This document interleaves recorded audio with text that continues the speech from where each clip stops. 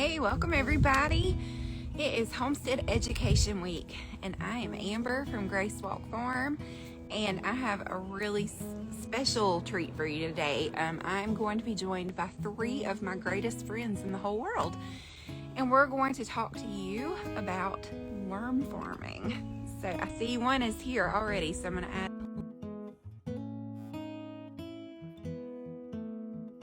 to come on in. I hope you'll pull up a chair, grab you something to drink, grab a notebook to take notes. This is going to be a good one. I'm really excited.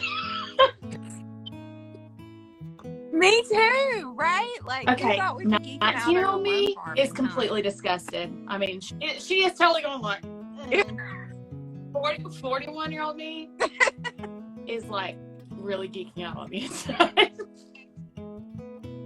For real. For real. Have you seen the cost of worm castings lately? I haven't, oh my gosh. but I can imagine.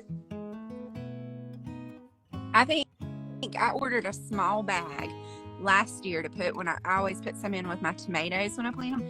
It was like $25 for a bag that was like this big. I was like, I got to figure out how to make these myself. This is crazy.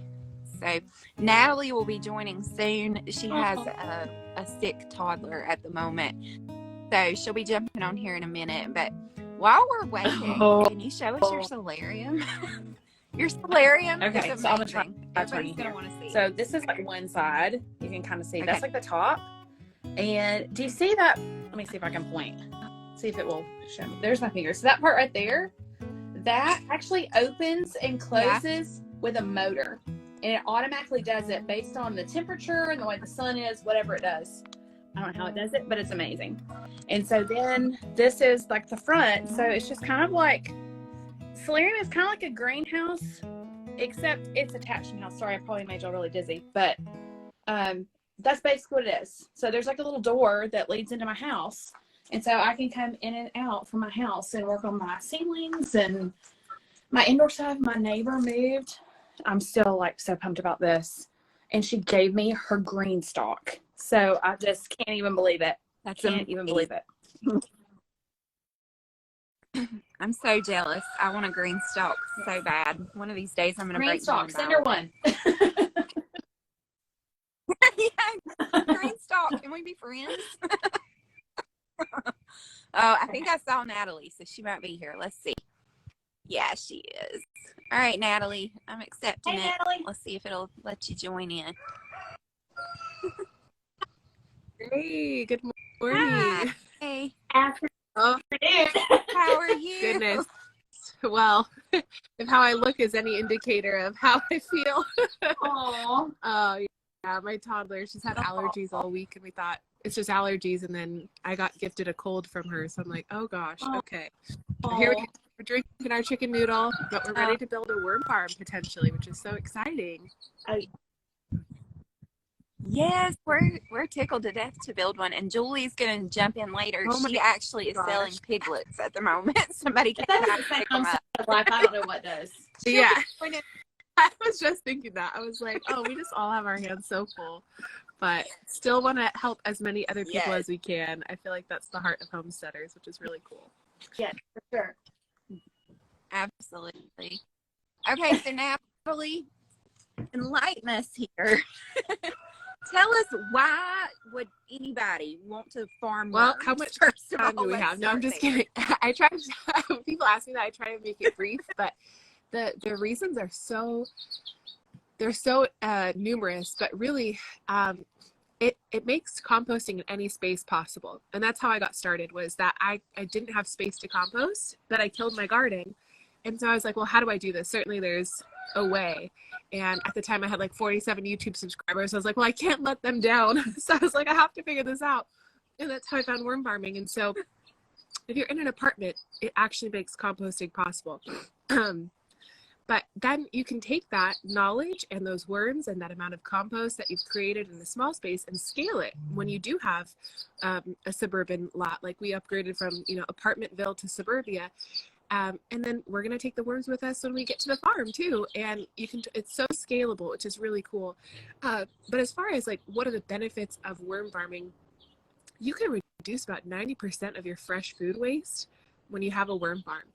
And a lot of people have dealt with soil issues. Like I know I did. I killed all my plants one year because I bought store-bought soil. Mhm. And with everything that's gone on the last couple of years, factories, companies were probably very well intentioned, but cranked out compost faster than it was ready. And so it was hot still. And so it killed my plants. The beauty of worm castings and worm farming is you get results very quickly as 4 weeks, and you can use it right away. Whereas the compost that most compost companies are making takes about a year to make, sometimes more. You don't always know if it's going to turn out. And sometimes it can still be too hot and damage your plant. So the cold compost, it's ready really fast. You can do it in any space. But then going even beyond that, it's like a slow release fertilizer. So I only fertilize my beds once a year with compost from my worm farm alone.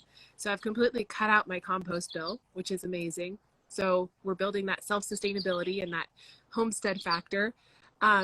It's slow release, so you can do it once and it's going to last a pretty long time. And then the beauty too is that because of all of the humic and fulvic acids in the worm castings themselves, it's actually going to pull any kind of toxins out of your soil, anything from pesticides to heavy metals, like anything that really shouldn't be there, it's actually going to get absorbed and transformed by the microbes into bioavailable nutrients, which is just beyond me. It's kind of similar to what we're seeing with mushrooms dissolving plastics and in healing soils. It's that same idea that there are these really powerful microorganisms that can actually transform harmful things into helpful things. So I would say that's probably the greatest overview. I love that it's cut my compost bill completely, like no more compost. I'm independent of the big box stores. I don't have to lug it. That's the other beauty, is you don't have to lug it. Like I know when I was filling our beds, it took me, I don't know, 6 weeks to fill our entire garden because of all the shoveling. And so with our system, you know, it's just very compact and you can take it exactly where you need to go. So reducing food waste, cutting the compost bill, becoming self-sufficient, getting compost quickly, and ultimately giving your plants the best. Oh, and I forgot to say too, you can actually double your crop yield and the size of your plants. Which I know you have talked about, Amber, like the worm castings that you applied to your tomato patch doubled your plants. And I was like, yeah, that's the beauty of worm castings. And then taking it a step further, you can actually transform just about this much worm castings into about 50 gallons of sprayable fertilizer known as foliar feed. And when you do that, when you feed the leaves through their pores, you're actually giving the plants like this protective layer of microbes and different things that actually make them more resistant to pest and disease. And so I've seen a huge decrease in the amount of pest and disease we have around here simply because we have worm castings and we spray with worm tea. So whereas some of my neighbors are spraying other stuff in their sprayers, I'm out there spraying and it's like this beautiful, organic, you know, biologically active tea. And they're looking at me like, why are you spraying that on your plants? I'm like, oh, because I want double the lemons this year. Do you want some worm tea? So yeah, it can actually double your plant size, crop yield, and all of that stuff while decreasing pests and disease. So anyway, that's my little soapbox moment. Thanks for asking, and I'm going to stop myself there. No, that was awesome, and it does make such a difference. So I had bought just a bag of worm castings last year, and when we planted tomatoes, I put just a couple spoonfuls in each of the holes before I planted my tomato plants. And I'm telling you, I have never had such beautiful tomatoes. I mean, we harvested tomatoes really from like June until October. I mean, they just kept producing. And like we canned all we needed to. And then I told the ladies at church, just come pick, like just come take them. You know, I mean, it was crazy. And the only thing I did different was I added worm castings. And there's a reason that they're so expensive when you go to the nursery, because it really is this really incredible resource that it's still kind of mysterious to people. A lot of people don't really understand, like, well, what is a worm casting? It's just worm poop. It's just compost. And it's so amazing the difference that just a little bit will do. Really, just a small amount will go so far. And I feel like, you know, creation knew what it was doing when it put worms in the earth. And so if we can kind of harness the power of that, it's a pretty beautiful thing. I'm really excited about it. I've watched Amber's garden because I live like 30 minutes from her. So I've seen her garden each year. And last year's tomatoes were out of this world. Oh, so cool. I'm really excited. I mean, everybody sees like pictures of what people are doing. Seeing it in real life is totally different. I mean, they were enormous. You had tomatoes coming out of your ears. It was crazy. And like, not only did it produce a lot of Yeah. tomatoes, but I swear the fruit was bigger. I mean, it was wild. It really made a difference. So for everybody watching from home, we're going to show how to make a worm farm. We're going to make them together today. But if you want to make one, Natalie has a course in this new Homestead bundle that walks you through this step by step by step. And I'll just throw a little idea out here. Hopefully Julie will be able to jump in a little bit. He can speak to this more. But Julie bought the bundle in the fall, and you had your worm book in there. And so she actually had her teenage son to go through it as part of his homeschooling and treated it as like kind of a homeschool credit. And he built a worm farm all by himself. He went and had his wood cut. It was amazing. And he's kept it up all through the year. And that's been his contribution to their farm. And I loved that. Like, I love when we are finding ways to get our kids involved. And Lauren, I know that's right up your alley, because your book in the bundle is homesteading with kids. Yeah. And you've got so I'm starting the worm farm. They will maintain said worm farm. They actually already contributed. They went and they hunted for worms. That's not my only thing. They were like everywhere, turning over every rock they could find, going on a worm hunt, which they love to do anyway. So I love that. That makes my That's heart so so happy, fun. especially because when we were making the course, I have so many homeschool moms, and I am now a homeschool mom in our community and in our life. I was like, well, let's just level up what we're doing here. And that's why we put the coloring pages and the writing pages and everything in there, because I do know what it's like to be like, well, what do we do today? And so to have like more resources for that. And I do love the entrepreneurial side of things too. I've heard a lot of stories of young boys taking it over, and it's now their little bait business for the local fishermen, which I'm like, that's so cool. So yeah, it's been fun. Yeah, such a fun way to encourage kids to like help on the homestead, but also to explore like if they want to have their own business in a way. I love that. Okay, Natalie, so tell us what we do. So Lauren, you're starting one from scratch. Completely from scratch. Right? I've got my empty Rubbermaid tote. Now, can you tell us first, where should we plan to store this like long term? Like, can I keep it in my solarium, or is that like going to bake them? Is it going to be too hot? Yeah, that's a good question. So you want to make sure that there's a decent airflow and temperature around them. And so you want to make sure it wouldn't get too far above 80 or 85 in there. Okay. And so, yeah, I would just be prepared if you're going to use a bigger tub like that to have a dolly nearby to like move it on the hotter days. There's a lot of tips and tricks in the course, but my favorite ones are, if you need to put it in your garage, or for those of us in the Northern Hemisphere, I sometimes will put my worm farm on the north side of our house because it doesn't get that direct sunlight. Okay. So yeah, lots of different things there. You could put it in like a breezeway, so long as it's getting like that breeze and it's not overheating. Okay.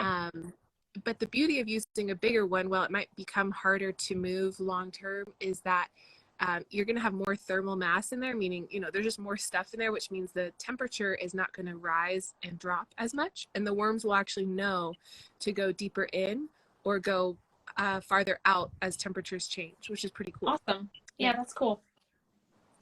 Okay. So yeah, you could start in your solarium and then just move it. And then as temperatures change. Okay, cool.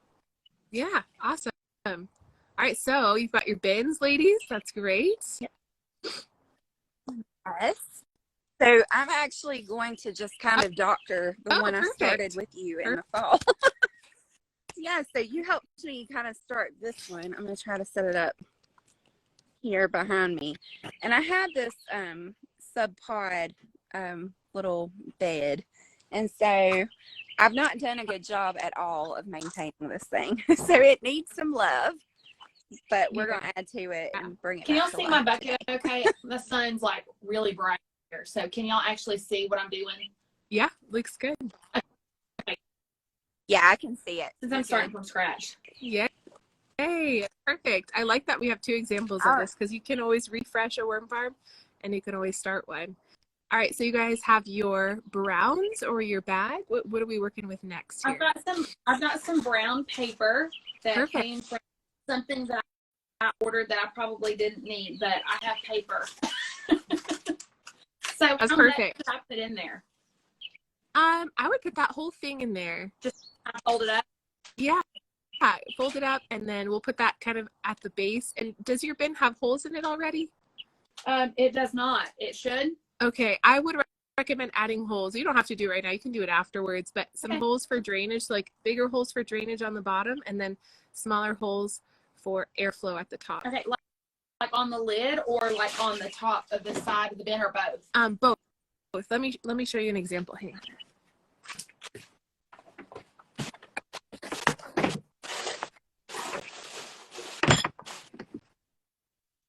So if you're watching from home, leave a comment for us and tell us, have you ever tried to build your own worm farm? And if not, are you going to try So it? here's an example of our bins. This is a roughneck Rubbermaid tote. It's a 10-gallon tote. You can see the holes in the back are rather large. Okay. But then the holes towards the top of the bin. So we've got the bottom. And then towards the top, there are these smaller holes for airflow. My friend Steven actually built these for me, or built them, and then I bought them off of him when he moved to Tennessee. And I didn't even realize that he basically only charged me the price of one, not even the labor of any of this. So we have 12 totes. It took him a long time, but even if you just start with one, that's good. And then this is the lid, which you can see there are some holes in there as well. So smaller on the top and bigger on the bottom. Okay. It's kind of ideal, yeah. But it's important to add something to prevent the worms from escaping out the bottom, but then also to be kind of like a sponge, because we're going to moisten everything. And so if there's nothing to kind of capture that moisture at the bottom, it ends up sitting there and becoming kind of stagnant and gross. So it's good to have that layer in there. Okay. And then we'll add some more browns. So if you guys have like leaves or paper shredding, okay, or anything like that. Perfect. Bunch of dried leaves. Also collected by my children. Awesome. Perfect. And just a note on leaves. Worms love leaves. If you guys can collect leaves, to anybody watching out there, that's really going to be your best friend. Unfortunately, after a season of collecting leaves here in the green bin, my husband, bless him, he took it out to the garage or to the street, and they rolled away all my leaves one day. I was like, no, I've been collecting them for like 6 months. He's like, oh, I thought I did a good thing. I'm like, I know you did, sweetheart. That's okay. We'll survive a season without leaves. But just for anybody who's thinking about it in the Southern Hemisphere as we're going into fall this year, just collect your leaves. They're your best friend for your worm farm. Apparently my bucket had some paint that was not dry. Wonderful. And so then we'll go ahead and add bedding. So that's in the form of like soil, compost, worm castings, cocoa core. Perfect. Are you doing more than one layer of dirt? Yeah, try and reserve it, because I do recommend kind of doing layers. So don't pour all of it in there just yet. Maybe like half and half. Okay. Yeah, perfect. I have gotten so weird now that I'm like, having so much fun. I'm like, man, I've gotten weird. While you guys dump that, I'm going to make sure I'm giving you guys the right step by step. I'll be right back. Sorry.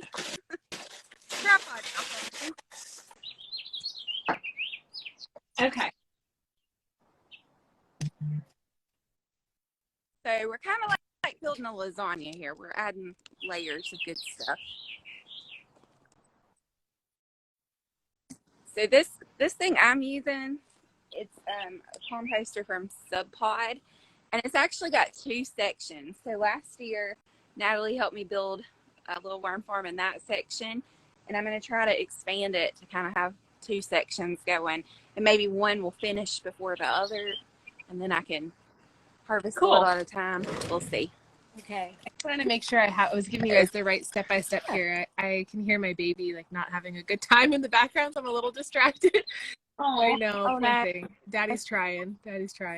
Okay, so we did browns. We can do compost. Okay, so then we can do some food scraps and grit. And so food scraps are really the thing that's going to kind of kick everything else off, like the enzyme activity that's going to start breaking stuff. Perfect. Yeah, banana peels. Perfect. Thanks, kids. I already threw my perfect. chicken bucket in there, so it's under the lid. That's great. That's great. Yeah, we just need something that's nitrogen, and we have a whole checklist in the course of like what to add, what not to add, how much to add of each thing. I know a lot of people wonder about, can they add chicken bedding or can they add rabbit droppings, which totally is possible. But if you are thinking about using any kind of manure or anything like that, you want to make sure it's been hot composted for at least a year. So and so then let's see, we'll add some browns on top of that, because we always cover our food scraps with browns. In our course, we talk about smash it down, add some browns. So we'll go ahead and make sure we cover with some more leaves. Hey, what about you, Stephen? Grit. Should we add the grit now or after we add the leaves? Oh yeah, you can add some grit now. Yeah, that would be fine. Just a little dash will do. This is for the worms' gizzards, because much like chickens, they don't have teeth, and so they depend on their gizzard to grind everything up for them. Cool. And then we'll add a little bit more compost. Yep. Oh, perfect. Yep. Leaves after that. That's great.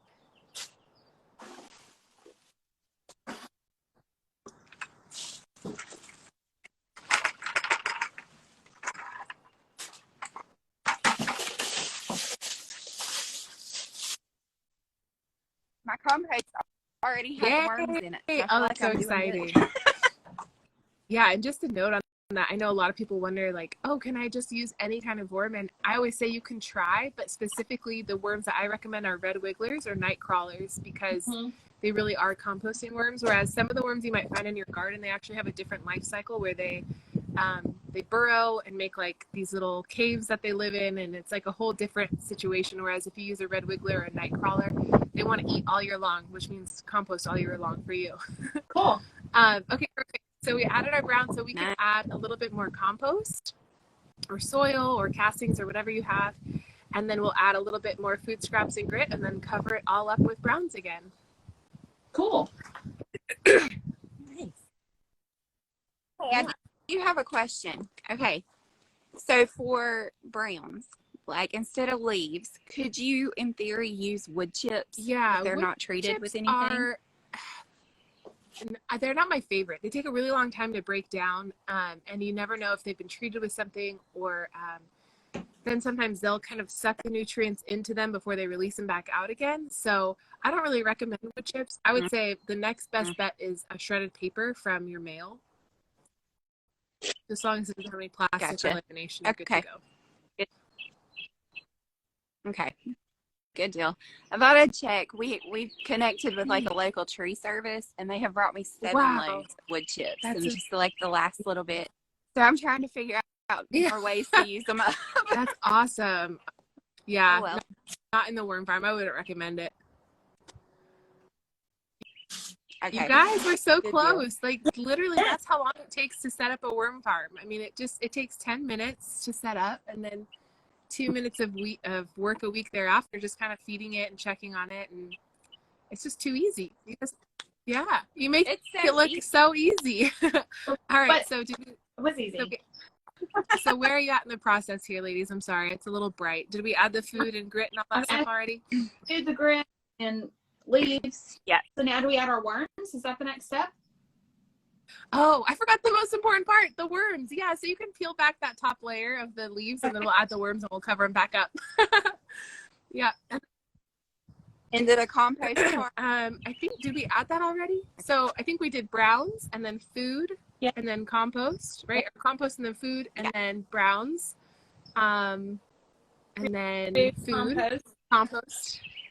Okay, yeah, perfect. So we can add the worms, and then they'll find their own little happy space. Yep, perfect.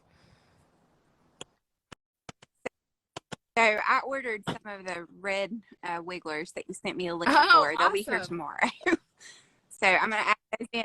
Mine already still had worms from last fall, though, and I really haven't done much to it, so I didn't expect much, but I started digging in it earlier just to see what was happening, and sure enough, there were a good many. That's a sign that your compost is alive and you've got microbes in there, which is great. And some people are like really strict about just using one kind of worm, but I think the beauty of having multiple worms is that they have different habits. So some might be farther in your composting at a deeper level, and some might be higher. So it's kind of cool that you'll have both in there.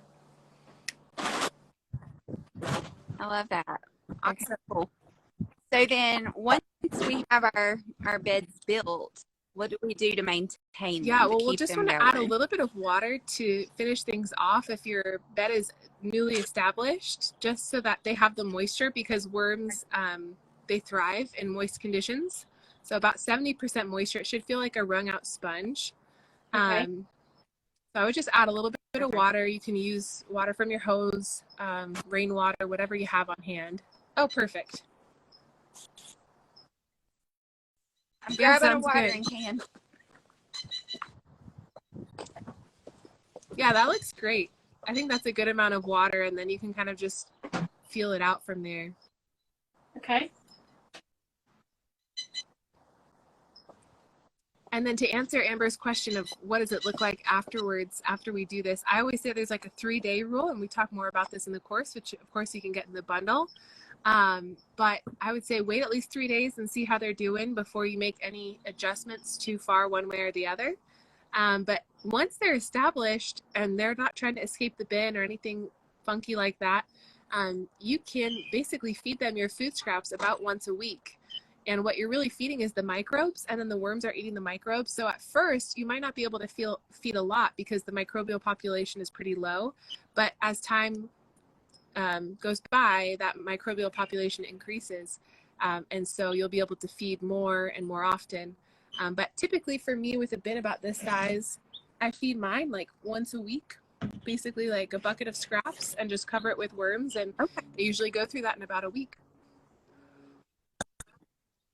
See, that's what I struggled with the most, because we keep a scrap bucket in the kitchen, but I always divide it between my chickens and my rabbits. And so then I would be like, oh, I forgot the worms. So I needed to figure out like a rhythm with that. But I could totally like make one day of the week the day that I take it to the worms. Yeah. And That's a really good point. Like, how much Okay. would you say you feed them? Like, what would you feed them? What do I feed them, or how much? Like, say if you, like, your family was eating bananas or something like that, like just a couple of banana peels, is that enough, or do you need more than that? I guess how much we save to feed them. Yeah. So I usually about 2 bowls like this in the beginning, Okay. maybe 1 bowl in the beginning of food scraps. That could be anything from bananas, banana peels, avocado, anything mushy, pear, apple cores. Those are the things that worms really like the best. And then you want to avoid things like oil, citrus, spice, anything that's very aromatic, because the worms are sensitive. And so, yeah, basically one of these to get started. And then we talk more about it in the course, but really you just want to assess every time you're going in the worm farm, has the food been broken down? And if it has been broken down, then great, I can feed again. And if not, well, okay, the microbes are still building. I'll just cover it with some browns and let it keep doing its thing. And you also want to be assessing for moisture as well. If it seems dry, you'll want to add a little bit of moisture. If it seems too wet, you'll want to add browns to accommodate, or compensate, I should say, for the moisture. Nice. And you keep a lid on it, right? Yeah, I keep it recommend covered. keeping a lid on it to keep critters that you don't want in there out. Yeah, that's what I was thinking. We had one year where we had some issues with mice, unfortunately, and so we learned the lesson: always keep the lids on. Yeah. Well, that was really easy to put together. Like, this would be such a fun thing to do with your kids, and then I'll let them feed their worms every week and kind of come out and water them and take care of them. And so I know, Natalie, you have a toddler, and she helps, right? So what are her oh my thoughts? gosh, Is she worm it obsessed is. I know some kids want nothing to do with worms, but a lot of them do. Like, they kind of just intuitively know what's going on. And so my child happens to be one of those children, thank goodness. And yeah, for a long time when she was just learning to talk, she would say worm, worm, worm. She was so cute. And now she's got more words. So it's worm, poly. So she's looking for the roly-polies that end up in the bin as well. And there's all sorts of little critters that may or may not end up in your bins. We have a pretty comprehensive list in the course of what is in there, and it's a good thing, and what needs to be removed. But the thing that I would encourage both of you and anybody watching is, when you start a worm farm, you're really building an ecosystem. And so it takes time to develop that ecosystem, just like our gardens. And so be patient with yourself as you're learning, be patient with the worms. But there's so many lessons for little kids in there too, of patience and gentle, because as my little toddler is learning about this ecosystem, she's in there and we're saying, okay, gentle, she's learning not to squish the worm and how to hold the worm. And, that we don't want to put the worms in direct sunlight because they don't like that. So it's a really awesome sensory experience for little kids as well. Yeah. Cool. I love that. I've seen in your stories where she'll say worm or and you'll say gentle, and it just always makes me smile. It's so precious that That's we have so these fun. little handheld cameras with us all the time now. I think about growing up and it was like, oh, get out the camcorder, but now we get to capture these little moments, and yeah, words like that and moments like that are so precious to me too, for sure. So you guys are going to be worm farming pros here in no time. I can't wait to hear how it's going for you. Yeah. Yeah, I'm excited. So your book is in this bundle, and so the new bundle is out until next Sunday, 1 week from today. And if you're new to this concept, the bundle is sort of a group collaboration we do in spring and fall twice a year, and it includes over 100 different ebooks, courses, webinars, and documentaries about all things related to homesteading. You'll learn how to garden, you'll learn how to build a worm farm, you'll learn how to forage, you'll learn how to make preparations with herbs, you'll learn, it's so much stuff. There's canning, food preservation, dehydrating, how to have a working pantry, how to quit the grocery store. The list just goes on and on. But both of you beautiful ladies have a book in it, or a course, and I want you guys to have a chance to kind of tell my audience a little about your product, because honestly, I'm not just saying this because y'all are my friends. Like, your products are some of my favorite in the bundle. They both have such value and I think are really going to be helpful to people. So Lauren, you want to start and kind of tell us a little bit about your book? We started homesteading officially about a year and a half ago. We lived in the city, like a small city, but still in just a suburb where it wasn't quite as easy. We weren't allowed to have chickens or anything like that, but that was kind of our end goal, to be able to get there. And I just thought, I've got 5 kids. They're now ages 14 down to 4. But when we moved into our house, our youngest was 2. And I thought, if this is going to work, the 2-year-old's going to come with me. So if we're going to figure this out, it's like definitely a family thing. And I also grew up not knowing how to do any of this stuff. I think a lot of people assume when they see somebody that's really good at gardening or can do chickens, they grew up on a farm. Grandma taught them how to do it. No, not the case. Any of the steps that I've learned, it's very trial and error. So the kids, I thought, this is for us all to learn together, and we're just going to kind of figure this thing out. And I wanted them to have a little bit easier of a time because their brain is a sponge. Mine is not so much anymore. And I thought, if they can learn this from such a young age, it's going to serve them so well in adulthood. I think all of us remember being in math class and your teacher saying, you got to learn how to do this because you won't have a calculator to go. Guess what? We do in our pocket all the time. But I think just knowledge of gardening and how to preserve our food and knowing where our food comes from has been just so beneficial for them. My almost 12-year-old, she can practically can food by herself. And I don't know, there's a lot of adults that can't do that. So I've just been really proud of this whole process. But that's pretty much what my book in a nutshell. It's Homesteading with Kids. It's number 72 on the download list. And it just kind of talks about our journey, why we should homestead, how to get started, and just some of our journey through the process. So I hope it's so good. It's so good. I looked at that one specifically as a new homeschool mom myself. My toddler is like just at that phase where she really needs lots of activities. And I was like, I need to look at this. And I really enjoyed reading through it. And I was so encouraged that, I saw the pictures of your daughter canning, like basically by herself. Yeah. little Miss Canner in there. And I was like, wow, I actually don't know how to can yet. And I'm like, okay, if she can do it, I can do it.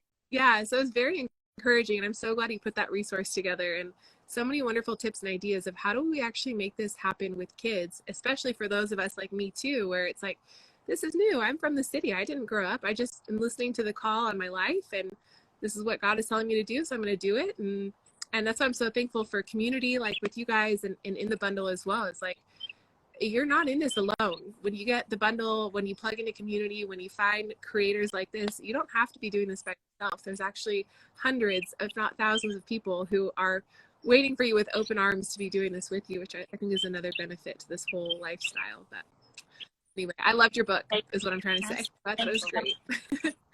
I feel like I already had my soapbox moment, but yeah, my thing is the course. It's number 88 on the download list. And yeah, it's a great resource for homeschool families as well. Hi, my cat just popped out of the garden. Are you a Homestead cat? Are you catching those mice for us on the farm one day? He's just like, I think I'm gonna come say hey now. And so yeah, my thing is number 88 on the download list, and it's my course. It's been one of the greatest adventures of my life to learn how to compost. It's so foundational to anything. For me, when I look at homesteading in the city, it breaks down to three main things. It's we feed the worms feed the garden feeds us. And those are like the pillars, right? If you can compost, you have a garden. And if you have a garden, you have food. And if you have food, well, that's a lot of joy in your life. And then it's a way to feed the worms. And it's this beautiful closed loop. And so I'm so thankful that I killed my first garden so that I could have the knowledge of composting, to be sitting here with you guys and encouraging other people that you really can do it in any space. And I love that you started in the city too, Lauren. I think that's fantastic. I think a lot of people feel discouraged that if they don't have the farm, they can't start. But hopefully this live has encouraged people. It is possible wherever you are. Yeah, start where you are. And I love that all three of us are homesteading where we are, and none of us have a big farm. Like mine is just a little under 3 acres, and I mean, you can do so much, and we probably only use a third of it right now. Like we're adding little by little, but you can do a lot just in a typical quarter acre backyard. You can do a lot. So, and then my course is the gardening course, and it is number 15. It's called Grow Food Backyard Gardening 101. And my husband helped write that with me, and he teaches in some of the videos as well. And it's really just from the floor up, from a very beginner standpoint, how do you grow food? And we try to hold your hand through the process from the very beginning moments of where do I put the beds in my yard to how do I make carrots germinate, because that can be tricky, and we get real specific. So if you're looking for, garden help that is in the nitty gritty, it's in there. And I think it will be helpful and encouraging. But yeah, if those of you watching, if you don't take anything away from this other than encouragement that you can do it, then we're fine with that, because we want that to be our big message, that anybody can do this. It's reclaiming a little bit of self-sufficiency, just one step at a time. You don't have to grow 25 acres of tomatoes. You can grow one tomato bush. You don't have to have 300 chickens on a massive farm. You can have, 6, and that's enough for eggs for your family every morning. It's just those little steps. Start it all at once either. So maybe you live in an apartment. Maybe you're going to start sourdough. Maybe that's your way of starting to homestead. Is you don't want to buy bread at the grocery store anymore, and you want to start making your own. Then that's how you start. I think we get so caught up in the overwhelming sense of, okay, I've got to get my garden started. I've got to get my chickens. I've got to start sourdough. I've got to start drying my own herbs, and I've got to do all of these things. And that doesn't be. Don't stress yourself out. Pick one and then go for the next. Yeah. You'll burn out if you try to do it all at one time, and then you'll get disgusted and you won't want to do any of it. And so, if you pick one thing, I've had some people say their big hold up with the bundle is it's so much information, and it is a lot. But here's the thing, you don't have to read it all today or even this month. You've got a year to even download it, and then once you've downloaded it, you can do it whenever you want. So like my personal kind of strategy for unpacking it all is I pick one thing off the list every night, and like before I go to bed, I flip through one resource, and if I find something in there that I know I'm going to want to reference again, I'll either print it out or I made a folder in Google Drive specifically for my favorite books that I wanted to hang on to, and I'm saving them there. And then you can get to them again and again and again. And I mean, it's so much good information. So you can find that at the link in any of our bios,